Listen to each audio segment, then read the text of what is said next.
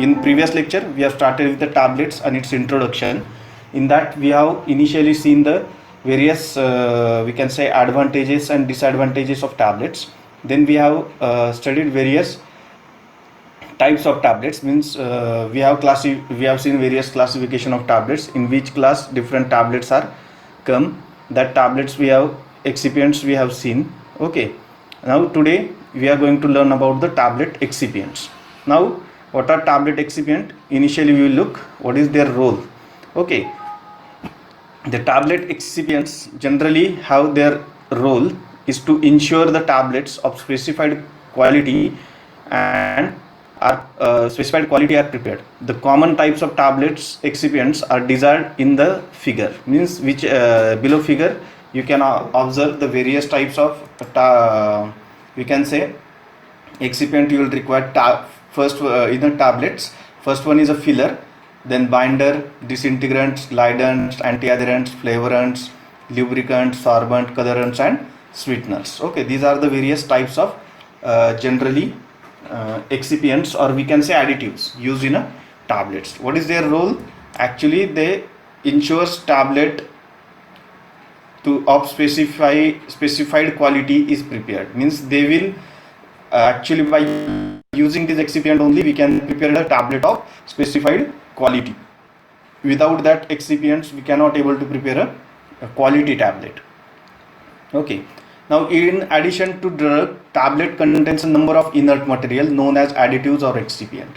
Means what are excipients in the tablets? These are generally additives, okay, used along with your drugs, okay, and they are generally inert in nature. Means they don't have any pharmacological action, so that we can use them with a drug excipient, and they are classified according to their part of they play in the finished tablet.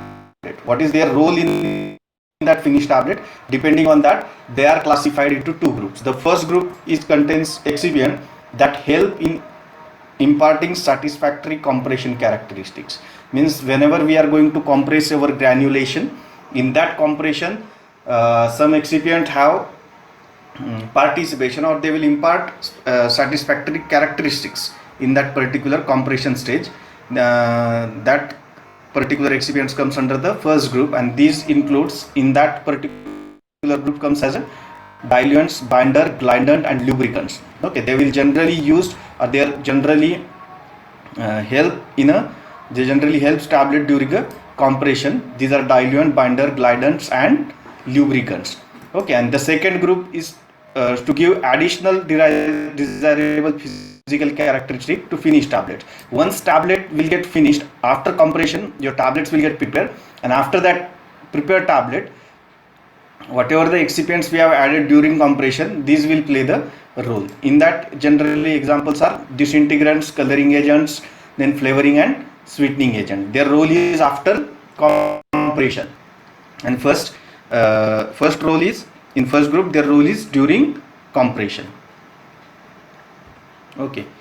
Now, typical tablet contents means whatever the tablets generally we are observing in the market currently. Okay, these all tablets are contains these excipients like diluents, or it is also called as a fillers. Then secondly, binder and adhesives, then disintegrants, lubricants and glidants, coloring agents, flavoring agent, sweetening agent. Okay, also there is a anti-adherents. Okay, anti-adherents are also there after disintegration. I forgot to mention it here over here. Okay, now in second figure you can observe the composition. Okay, suppose this is a tablet, this is your one tablet.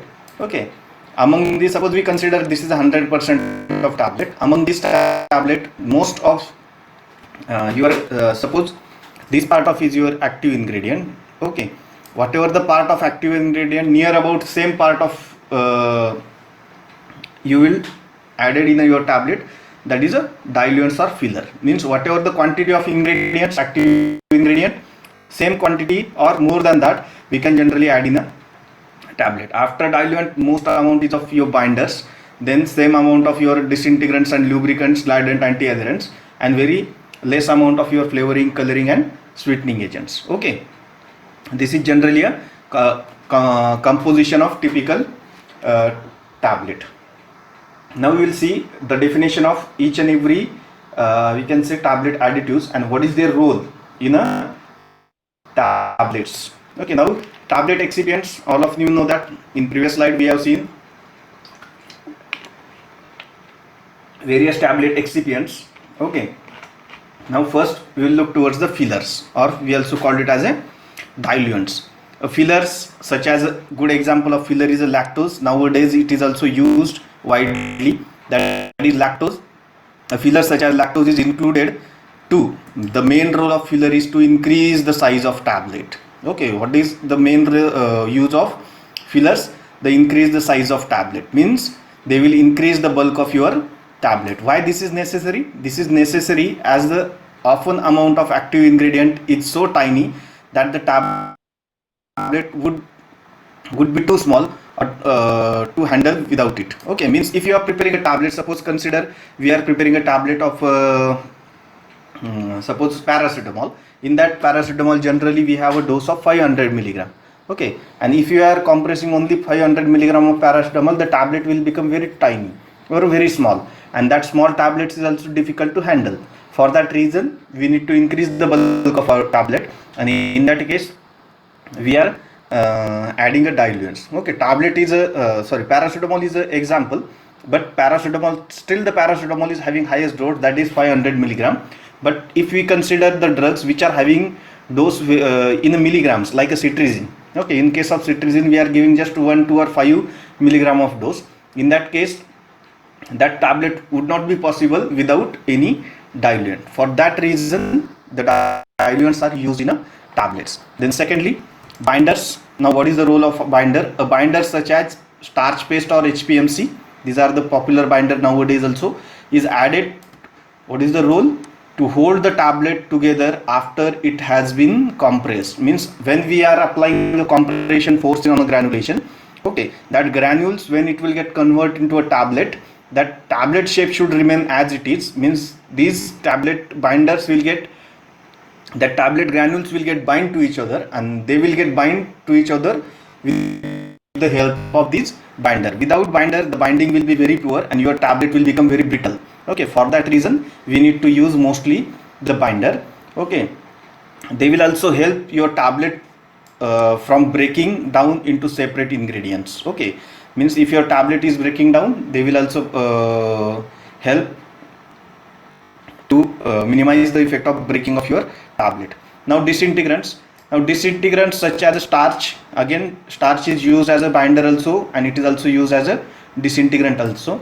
Disintegrants such as starch help the tablet to break down into small fragments when it is ingested. Okay, what is the role of disintegrant? To break down the tablet into small fragments when it is ingested, when it is swallowed. Okay, this helps the medicine to dissolve and take up by the body so that it can be act more quickly. Okay, due to disintegrant only your tablet will get break, but after ingestion means after swallowing, when it will come in contact with your gastric fluid, then and then only disintegrant will show its action and it will break down your tablet into small fragments. Okay, then next one is a glidants. Okay, these three are very important because many times the students will get confused between glidant, antiadherent and lubricant. Why it is important? Because these are the major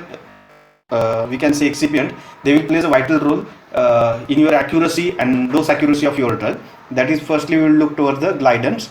The glidants improve the flowability of the tablet granules or powders by, what is the role of glidants? They increase the flowability of the tablet granules or powder. Means they will increase the flow properties of your granulation, which is going to be complex. How they will improve the flow properties? They will just reduce the friction between particles and preventing formation of lumps. Okay, they will reduce the friction between particles and prevent the formation of lumps, and due to reduction in friction there is ultimate increase in flow properties, and simply we can say increasing flow properties or ultimately decreasing your angle of repose. Okay, that is the role of your glidant. They will generally reduce the angle of repose of your granulation and increase the flow properties of your granules. Then secondly, anti-adherent. They are again differ from glidants. Okay, the anti-adherents stop the powder from sticking to the equipments. Okay, not other, but whenever your powder is having a moisture, that time it may get stick to the equipments. To avoid that, we are generally using anti-adherents. Okay, that is the role of anti-adherents. Then next one is the lubricants. Now what is the role of lubricants? Whenever the lubricants generally ensure the tablet has a smooth surface area. Okay, whenever we are using tablets, the tablet should have a smooth surface area. Okay, and that will promote by the lubricant. How they will promote? They reduce the friction occurs between the walls of the tablets and the walls of the die cavity. Means whatever the die we are using, in case of at the time of compression, there might be a friction between your tablet wall and die cavity. To reduce that friction, and when your tablet is going to be eject, at that time due to that friction, your tablet may get form a hard surface, or we can say brittle surface or broken surface at the edges. Okay, to avoid that, we are generally using a lubricants. Okay, at the time of ejection only. Okay, the role is at the time of ejection. The next one is a flavors. Now flavoring, all of you know that flavoring agent is help to make the taste or tablet taste better. They will help to make a better taste of your tablet. And coloring, the colors are added to help you recognize your tablets. What we are doing by coloring, we are recognize our tablet and make it easier to take medicine correctly. For that reason also we are adding colorants. Okay, these are the various definition. Depending on that, we can modify the, or we can add the tablets. Now I will ask again whatever we have seen in the definitions. Firstly, tell me what are fillers or diluents. Anyone can unmute yourself and tell me. Just tell me the role. What is the role of diluents? Increase the size of tablet. Okay, that is right. Then binders. What is the role of binders?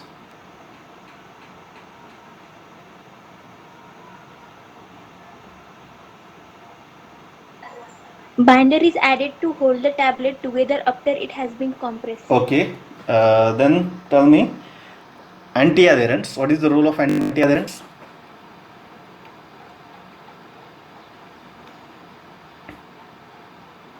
Stop the powder from sticking to equipment. Okay, that is right. Then tell me glidant. I expect answer from boys. What is the role of glidant? Increase the flow property. How it will increase the flow property? You're right, but the mechanism is important, more important than that. Another? Anyone? How glidants will increase the flow properties? By reducing the friction. By reducing the Friction. friction between Particles. Okay, that is right. It is by reducing the friction between particles. From that, I am again tell you that don't be get confused between glidant, anti-adherent, lubricant. Though their examples, means whatever the excipients we are using glidant, same example, same excipients we can use for as anti-adherent and lubricants, but their concentration are different. But addition of them, these excipient, for what purpose we are adding them, depending on that we can say the use of that particular excipient: glidant, anti-adherent, lubricant. Most of the time students will get confusing between these three, that is glidant, anti-adherents and lubricants. Okay, now we'll see one by one. Firstly, we will look towards the diluent. It is also called as a filler. In some books you can also find it as a bulking agent. Okay, now diluents add bulks to the adds bulk to make the tablet with particle size of compression, and they be easily handled. Okay, they will add bulk to your tablets so that it is easy to compress and easy to handle at the time of compression. Okay, then tablet weight normally at least 50 mg. Therefore, a low dose of potent drug requires addition of fillers. to increase the bulk of volume of powder and hence the size of tablet. Okay, then example of potent drugs are, the example is a corticosteroid drug such as dexamethasone, which is having very less dose, that is 0.5 milligram.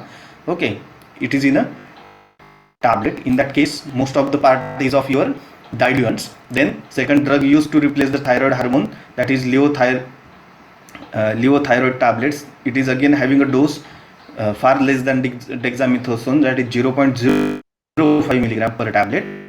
Okay, so that in that case it is very difficult to compress this tablet. For that reason we will require a diluents. Now requirements of good filler or requirement of good diluent. If you are adding a diluent, what is its good requirement? Okay, what you can look in that particular diluent. Okay, the first is it should be chemically inert, biocompatible and cheap. Okay, it should not show any we can say reaction with our drug or other excipient present in your tablet. It should be inert, then it should be biocompatible, and it should be cheap. It should be cheap and easily available. Then second and most important, it should be non-hygroscopic, because your compression and hygroscopicity are interrelated. The hygroscopic material will have poor compressibility, though it is having good compressibility, but the sticking other problems of your tablets will go on increasing if hygroscopicity will get increased. So that the diluent should have non-hygroscopic property. The biopharmaceutical, good biopharmaceutical properties like water solubility and hydrophilicity. They should have good water solubility, they should have hydrophilic in nature. Good technical properties like compactability, means their ability to get compressed. Okay, that is important in case of we can say binder. Have a acceptable taste. Okay, taste is important part, because the diluents is going to be added in more amount as compared to the other excipients we are adding in a tablet, so that it taste should be acceptable. It should not have a too much bitter taste. Okay, then fillers is not necessary if the dose of the drug is very high. Okay, when we are not adding fillers, if your drug dose is very high, say it is about 1 gram, or we can say 700 mg 800 milligram, in that case if you don't add fillers, then also it is okay. Then tablet fillers are mainly carbohydrates, cellulose, but also some inorganic salts are used. The examples in tablet fillers or tablet diluents, mainly carbohydrate, cellulose and other inorganic salts are also used. One or more diluents may be used in a one tablet preparation. You can use one diluent or more than one diluents in a preparation, that is to increase the bulk of your tablet. Most common fillers in a tablets, most commonly used fillers, that is lactose, sugar and sugar alcohols like glucose, sucrose, sorbitol and mannitol. These are the sugars and sugar alcohols we are generally using as a diluents. Then cellulose and microcrystalline cellulose. Okay, these are also used in a tablets. Then dicalcium phosphate dihydrate. Okay, these are the various we can say diluents we are going to use in a tablets. Then now commonly used, just now we have seen the commonly used diluents are carbohydrate, cellulose and inorganic salt. Don't forget these three groups, that is carbohydrates, cellulose and inorganic salts. Okay, these are the very commonly used diluents in a tablets. Now first we will look towards the carbohydrate fillers, that is lactose possess many good filler properties. Why we are using lactose? It possesses many good filler properties. It dissolves readily in water. Its dissolution in water is very fast. Then it has pleasant taste. Okay, additionally a sweetening property. Okay, it has a sweetening property, pleasant taste. That's why lactose is a popular we can say diluent nowadays also. It is non-hygroscopic and readily dries after wet granulation. Okay, it is non-hygroscopic, that is the property only, and readily dries after wet granulation. Whenever we are preparing a granules by using diluents, when we going to dry, it will dry very readily after the wet granulation. It shows good compressibility, means the compressing ability of your lactose is good. We can, as it is, lactose can compress in a tablet. Okay, fairly non-reactive. It doesn't have much reaction with other excipients. It has high melting point, so it does not soften by friction force of compression. Okay, that is important property. Whenever we are compressing our tablets in a compression machine, at that time there is a lots of friction, and there is always increase in a temperature of your machine as well as the dies and punches. In that case, if any excipient is having low melting point, then it may soft your tablet. Okay, so that reason the high melting point is required, and lactose is having such a property, it has a high melting point. Other sugar or sugar alcohols, that is sucrose, glucose, sorbitol, mannitol, have been used as an alternative filler to lactose, but primarily in lozenges or chewable tablets because of their pleasant taste. Okay, we are use sucrose, glucose, sorbitol or mannitol, but mostly in a lozenges or chewable tablets, not in our regular tablets because of their pleasant taste. Okay, then sucrose, it provides additional sweetness, then it's somewhat hygroscopic, it is little bit hygroscopic than lactose, tends to turn brown in contact with acidic or basic substances. Okay, if it will come in contact with, that is the disadvantage of, we can say, sucrose, it will turn in the color of brown when it will come in contact with acidic or basic substances. Then mannitol, next after lactose, next one is a mannitol. It is particularly used as a filler for chewable tablets. Again, okay, mostly used it is as a for a chewable tablet. That also we have seen in a previous lecture in a tablet type. Why it is used in a tablet as a chewable tablets? That it has negative heat of solution and it imparts the cooling sensation when sucked or chewed, less sensitive to humidity. Means that also we have seen in last lecture. I have asked question on this also, that is it has negative heat of solution, so that it will impart the cooling sensation, and it is generally have low less sensitive to humidity. Means it is non-hygroscopic, exists in a number of polymorphic form. Mannitol available in a number of polymorphic form. That is also one of the property of mannitol, so that we can use it.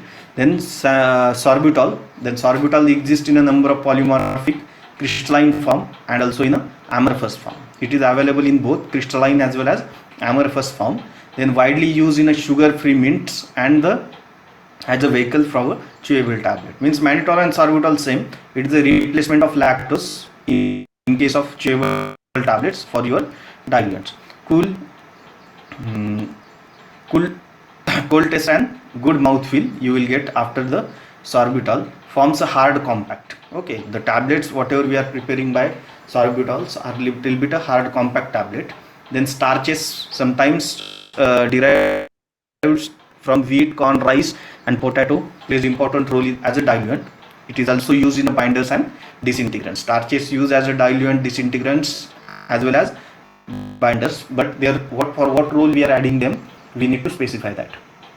Now second group, first we have seen finished with here, that is carbohydrates. Second, cellulose as a fillers or cellulose derivatives as a diluents. They are biocompatible, chemically inert, and they have good tablet forming disintegration properties. Okay, what is the main important of cellulose or main properties of cellulose? They are biocompatible, chemically inert, and good tableting properties and disintegrating properties. They are having both. They are act as a filler also, and they will act as a disintegrant also, so that they are widely used in the tablets. Now they are also used as a dry binders and disintegrants in tablet manufacturing. We are going to subsequent slides. The most common type of cellulose powder is a microcrystalline cellulose. We also called it as a MCC, that is microcrystalline cellulose. Most widely used cellulose derivative as a filler. The trade names for microcrystalline cellulose are AV-cell, AmBi-cell and flow-cell. Most of the times there is a question on your in your GPAT, what is AV-cell? Okay, it is nothing but a microcrystalline cellulose. That is the trade name of we can say microcrystalline cellulose used as a diluent. Okay, that is AV-cell, AmBi-cell and flow-cell. Okay, then inorganic salt as a filler.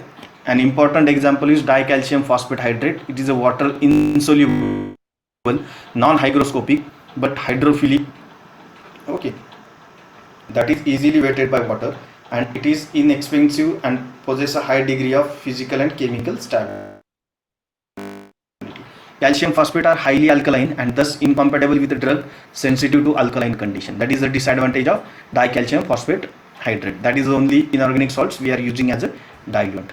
Now selection of diluent. How we are going to select a diluents? Okay. Now based on the experience of the manufacturer as well as on the cost of diluent and its compatibility with other tablet ingredient, the proper diluents could be chosen. Means for on what basis we are choosing a diluent? Based on the experience of manufacturer, whoever the manufacturing a tablets, depending on its experience as well as on the cost of diluent. So what will be the cost of diluent? That also is important, and its compatibility with other ingredients, whether it is compatible with other excipients or your drug or not, that will plays a vital role in a selection of diluent. Now in that first condition, sometimes we need to consider these conditions. That is, calcium salt cannot be used as a filler for a tetracycline product because calcium interacts with the absorption of tetracycline from GIT. Okay, that is the reason. Calcium salts means your that is your calcium phosphates generally not used with a tetracycline. Why? Because they are incompatible with each other. They will form irreversible insoluble complex, okay, in your GIT, and that's why the absorption of your drug will get decline. The absorption of your tetracycline will go decline, or it will not get absorbed. Tetracycline will not get absorbed.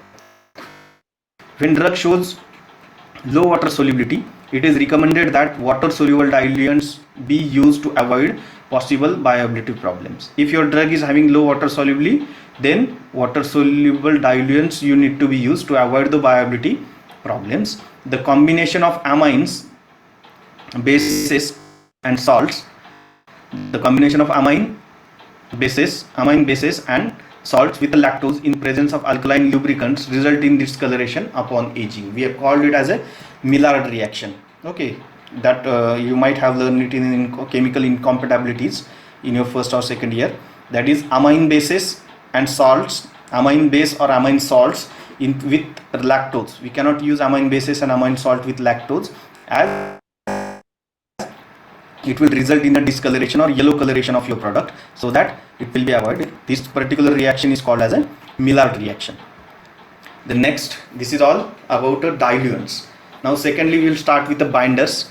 Now binder is added to drug filler mixture. Means initially we can add your drug, then drug, after drug we can add your diluents, or we can say fillers, and then we can add a binders to bind the our granulation to promote cohesive compact during direct compression and ensure the tablet remain in an intact after compression. What they are doing, they promote the cohesive formation of cohesive compact during direct compression and ensure the tablet remain in a intact form. They also to promote granulation, that is granulator to promote the granulator to ensure the free flowing properties of particle. Okay, then binder are used either in a solution or in a dry form depending on other material in the formulation. How we are using in a binders in our granulation is in a solution form, or we can directly use it in a dry form, depends which type of tablet or which type of granulation you are going to prepare and the method of preparation, which of method we are going to prepare. The binding action is more effective when the binder is in a solution form, and then if it is it was dispensed in a dry form and moistened with the solvent. Means more effective method is when we are adding it is in a solution form. Second, after that, then when we are just moistening it with a solvent, and lastly if you are using it in a dry form, depending on that their efficiency of binder will go on increasing. If you are using binder in a solution form, it is more efficient. If you are using binder just moistened with a solvent, then it is more efficient than dry but less efficient than solution. And lastly, if you are using it in a dry powder, then it is less efficient.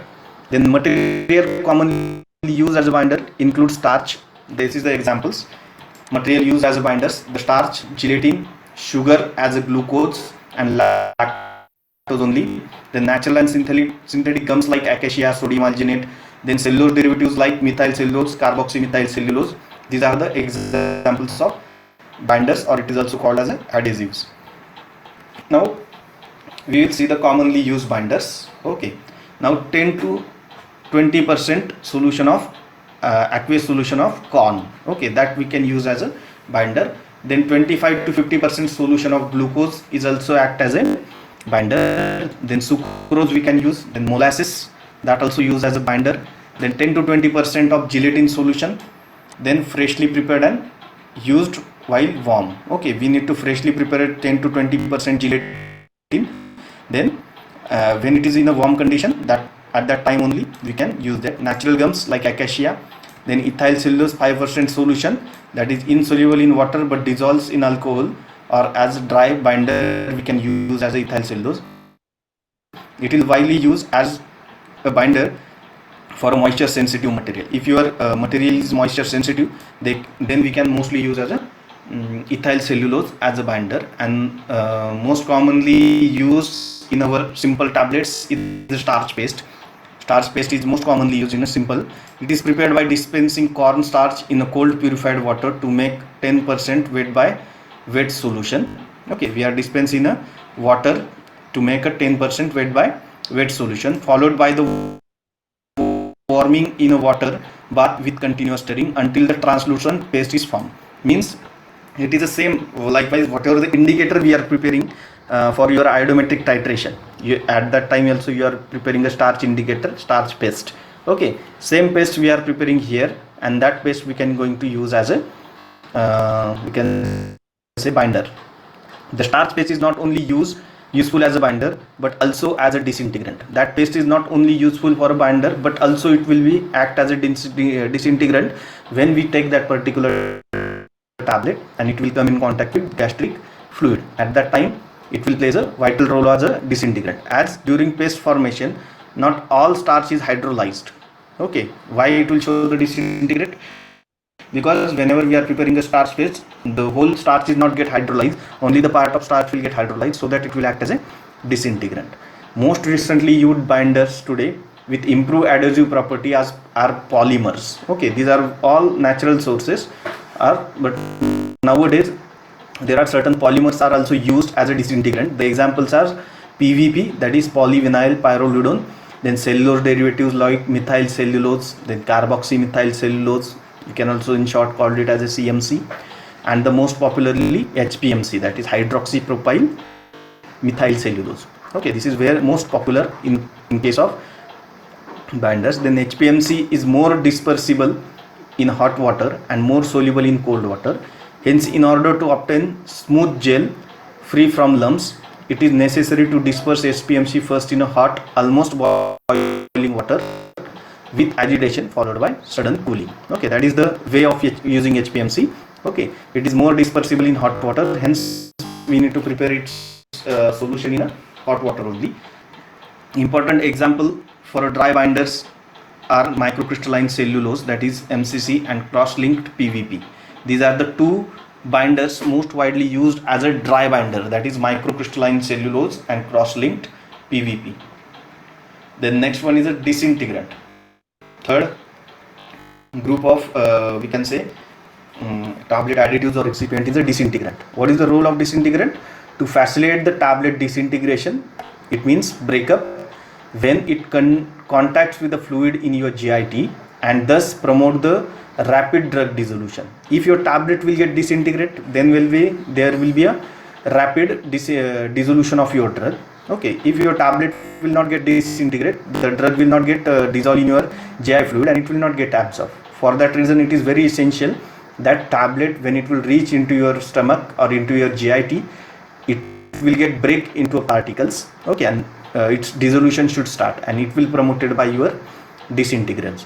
Substances routinely included in tablet formulation and many hard shell capsule formulation. Okay, if the substances if we cannot use, then we can use the hard shell capsule formulation to promote the disintegration. To promote moisture penetration and dispersion of a matrix of a dosage form in dissolution fluid to expose primarily drug particles. Means same, when it will come in contact, it will penetrate the tablet, then your disintegrant come in a contact with your GI liquid or gastrointestinal fluid, and then it will break your tablet. Now how this particular disintegrant will break your tablet? These are having two mechanisms. Now this is a disintegration process. Whenever your tablet, you can administer, suppose this is a tablet, okay, initially when your disintegrant come in contact with your GI tract or GI fluid, then it will get disintegrated in granule. Then again these granules will again get disintegrate and it will form a D aggregate.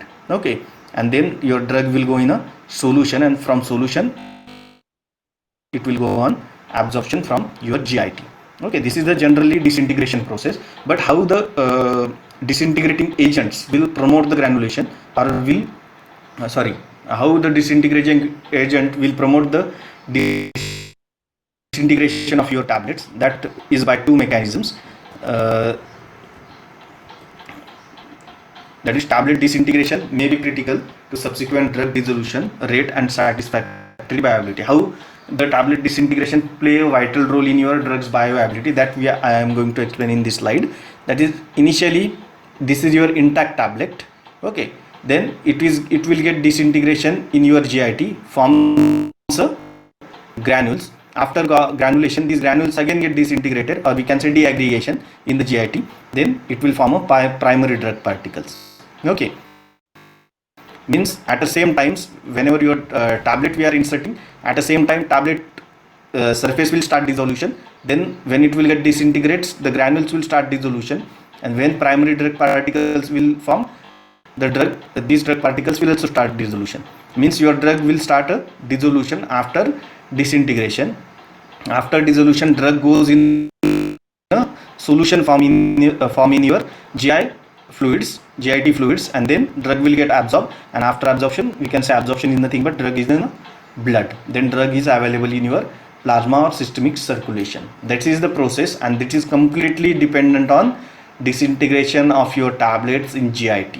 Okay, if disintegration is slow, ultimately the dissolution will become slow, absorption of your drug will become slow, and ultimately your bioavailability will be decreased. Okay, that is the reason why disintegration may be a critical subsequent drug dissolution, further drug dissolution rate and satisfactory bioavailability. Now, mechanism of action.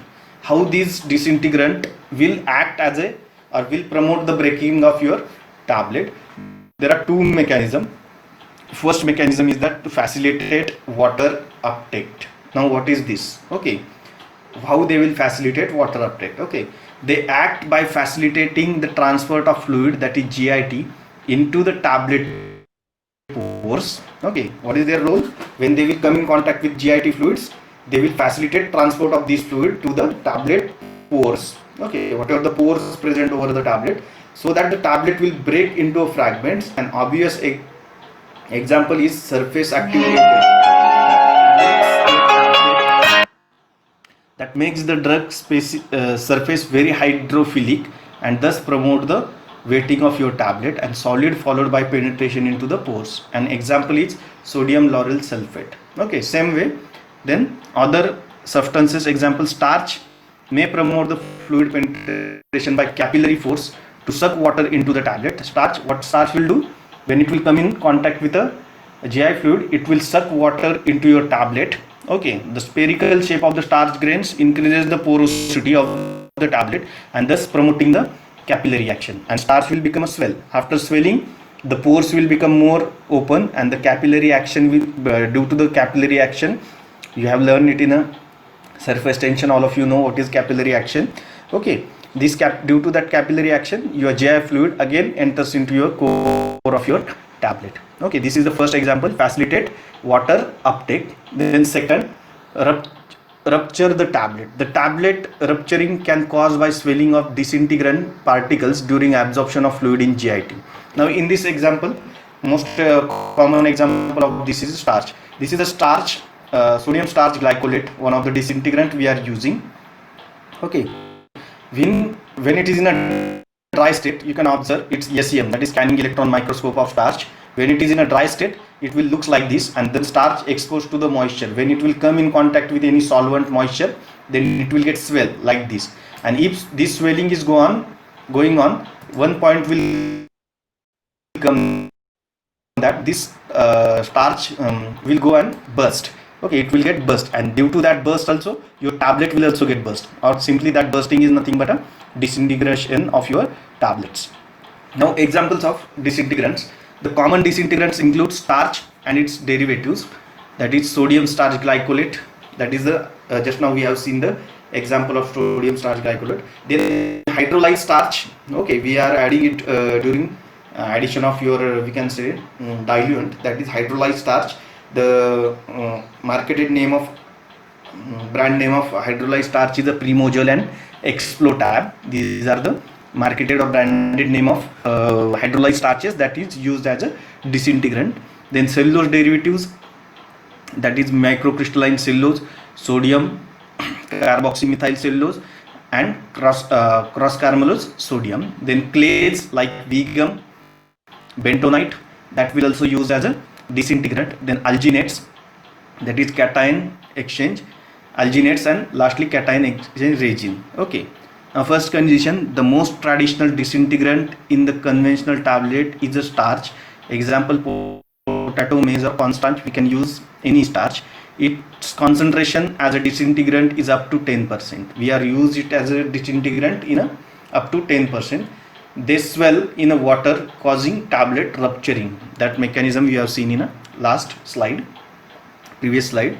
Starch is combination with sodium lauryl sulfate is effective disintegrant. When we do the combination of starch and sodium lauryl sulfate, so that it will promote the capillary action. Sodium lauryl sulfate will promote the formation of capillary action, so that it will be more effective. Then next point is that super disintegrant. Okay, now whatever we have seen initially, they are just a disintegrant. Now we are going to learn about the super disintegrant. Now super disintegrant, they can swell dramatically upon exposure to the water and thus quickly and effectively break the tablet. They are included in the formulation at relatively low concentration, 1 to 5% by weight. Okay, then what are super disintegrant? They will very fastly get swell and in very less concentration, and they will break your tablet. Okay, that's why we called it as a super disintegrant. The examples is modified starches. Example, sodium starch glycolate, that swells 7 to 12 fold in less than 30 seconds. Means normal starch compared to the normal starch, sodium starch glycolate will swell 7 to 12 fold, means 7 to 12 times more in a less than 30 seconds. That is the modified starch, that is sodium starch glycolate. Then modified cellulose are there, that is cross carbamylose sodium, that swells 4 to 8 fold in less than 10 seconds as compared to the other cellulose derivatives. Okay, means this particular super disintegrant will able to disintegrate your tablet within a 30 seconds, and modified cellulose derivatives generally within a 10 seconds only. Okay, that is the reason why super disintegrants are also used. These are mostly used in your chewable tablets, your mouth dissolving tablet. Mostly use it is in mouth dissolving, or we can also call it as a orodispersible tablet. In that it is widely used for the immediate disintegration of your tablet. Now cross-linked polyvinyl pyrrolidone, that is PVP, has been described as having superior over cornstarch for a number of tablet formulation. Okay, that is superior over the starches.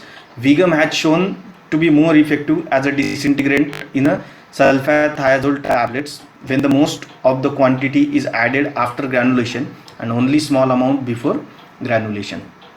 Now, how disintegrant added during tablet manufacturing, that is very important. Okay, whatever the disintegrant we are using in a tablet formulation, how we are going to add it in our formulation, it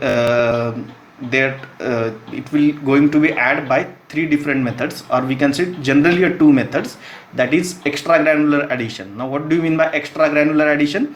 It is more common for the disintegration to be mixed with the dry granules before the tablet compression. Means whenever we are mixing our active ingredients and diluents, at the time only we can add our disintegrating agents during the we can say mixing of your whatever the other additives of your tablet.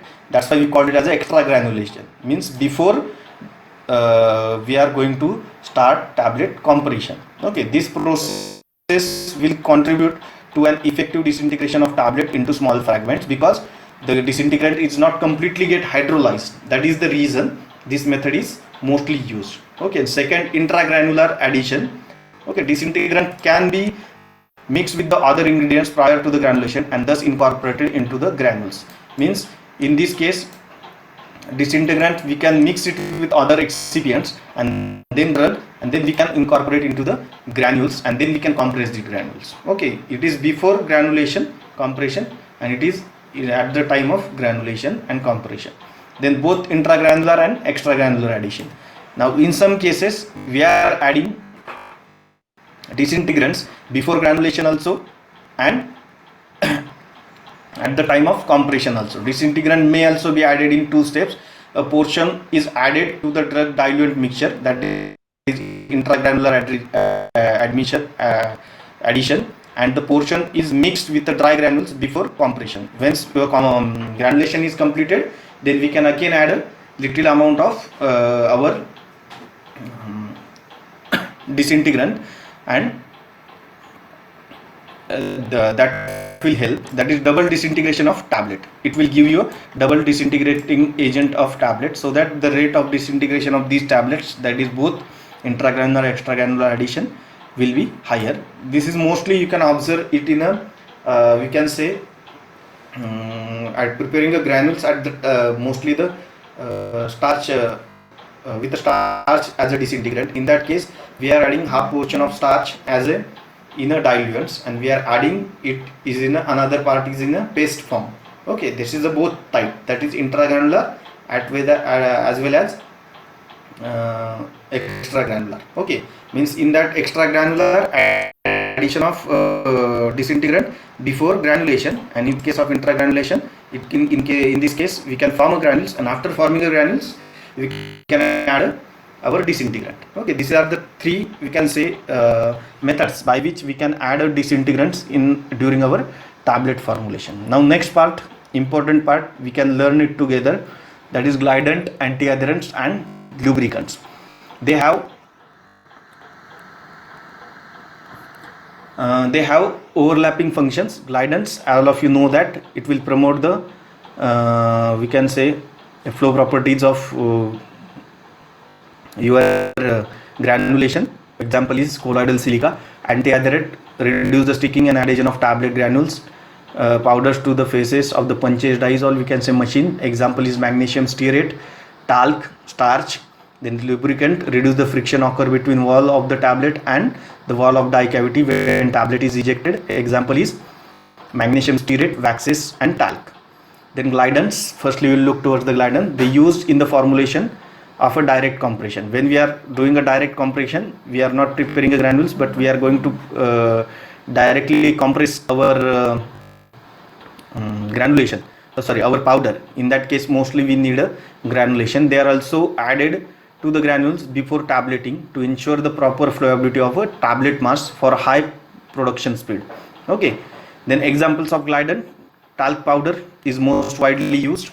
Okay, that is 1 to 2% by weight. Then most common glidant nowadays is used colloidal silica. Its marketed name is Aerosil, and it is only used in 0.2% by weight. Okay, that is the very common and most widely used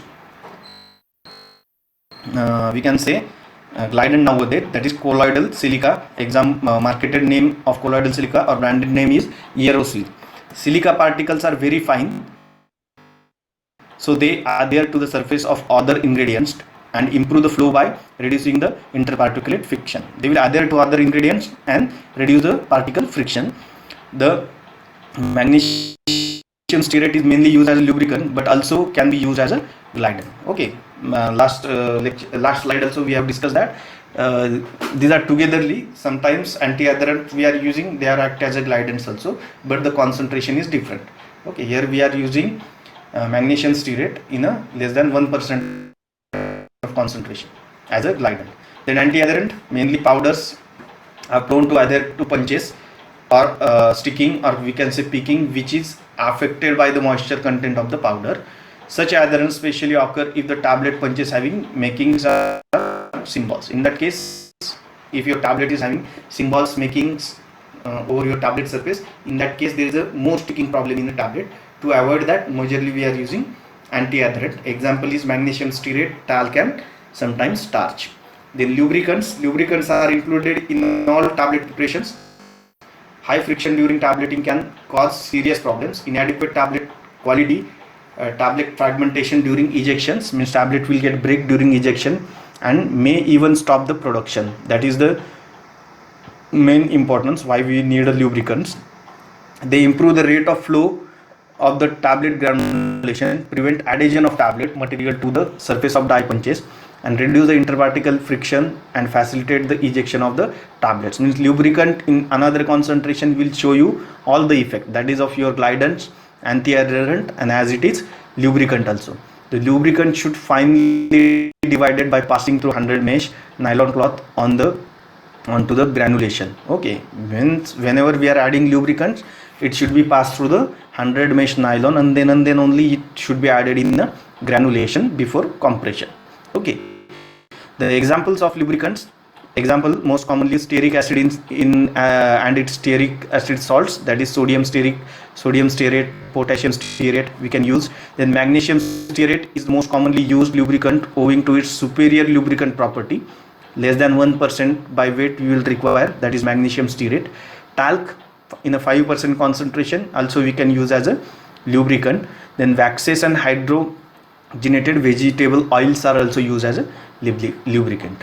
Now there are certain problems which are related with the lubricants, and which is very important.